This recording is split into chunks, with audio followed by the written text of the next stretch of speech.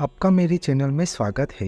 आज हम बात करेंगे होली के पहले होलाष्टक का महत्व क्या है और यहाँ शुभ माना जाता है कि अशुभ, और होलाष्टक के दौरान क्या करें और क्या न करें, इसके बारे में आपको संपूर्ण माहिती प्रदान करूँगा।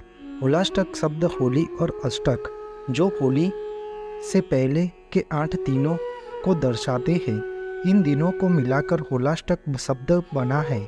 होलाष्टक के दौरान सभी ग्रह प्रतिकूल यानी कमजोर स्थिति में होते हैं, जिसकी वजह से अच्छे कार्यों का परिणाम नकारात्मक हो सकता है। होली के आने का इंतजार हम सभी को होता है, लेकिन होली से पहले ही कुछ दिनों के लिए विवाह, गृह प्रवेश, मुंडन आदि मांगलिक कार्य करना वर्जित माना गया है। आखिर ऐसा क्यों है और कब तक वर्जित रहेंगे ये शुभ कार्य, और इसका कारण क्या है? होली से पहले 8 दिन पहले ही होलाष्टक का प्रारंभ होता है। उत्तर भारत में कुछ राज्यों में माना जाने वाला होलाष्टक इस साल 17 मार्च 2024 से लेकर 24 मार्च 2024 तक रहेगा। फाल्गुन मास के शुक्ल पक्ष की अष्टमी तिथि से होलाष्टक लग जाता है और इन 8 दिनों में कोई भी शुभ कार्य में विवाह, गृह प्रवेश, मुंडन, नया व्यापार और कोई नया कार्य शुरू करने पर मनाही होती है। इस साल 24 मार्च होली का त्यौहार मनाया जाएगा। इसी दिन रात को होलिका दहन कार्यक्रम होगा और 25 मार्च धुलेटी को रंग खेला जाएगा। पूरे भारत देश में फाल्गुन मास की पूर्णिमा को होलिका दहन किया जाता है, लेकिन इससे 8 दिन पहले ही फाल्गुन अष्टमी से शुभ अशुभ काल शुरू हो जाता है, जिसे होलाष्टक के नाम से जाना जाता है। होलाष्टक के अशुभ समय दौरान कोई भी शुभ कार्य करना वर्जित होता है। ऐसी मान्यता है कि होलाष्टक के दौरान किया गया कोई भी शुभ काम सफल नहीं होता है, साथ ही पुण्य प्राप्त किया आशीर्वाद भी व्यर्थ हो जाता है।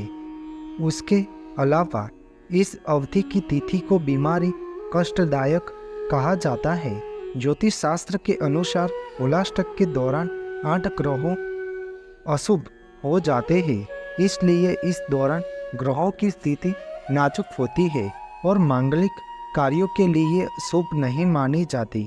इस दौरान किए गए शुभ कार्यों में अक्सर रुकावटें आती है।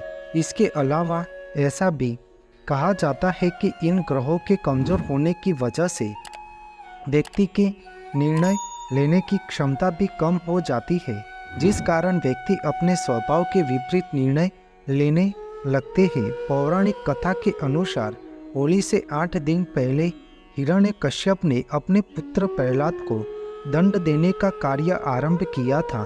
भक्त प्रहलाद भगवान विष्णु का बहुत बड़ा भक्त था। वह भगवान विष्णु का ही रात दिन स्मरण करता रहता था, इसलिए भगवान विष्णु के प्रति भक्ति भाव भंग करने के लिए उसे तरह तरह से कष्ट दिए गए।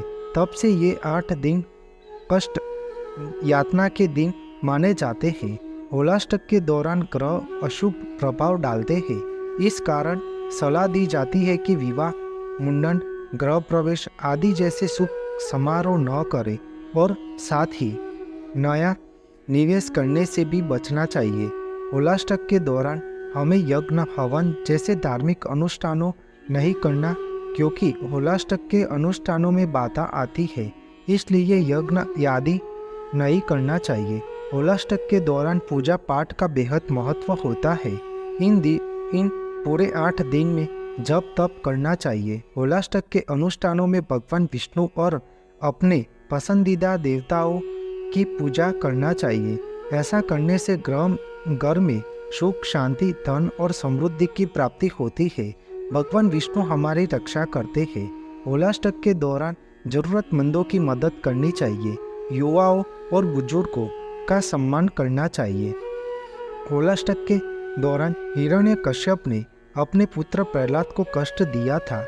ऐसे में बड़ों को सम्मान और छोटे से प्यार करना चाहिए। इससे मान सम्मान और प्रतिष्ठा भी में वृद्धि होती है।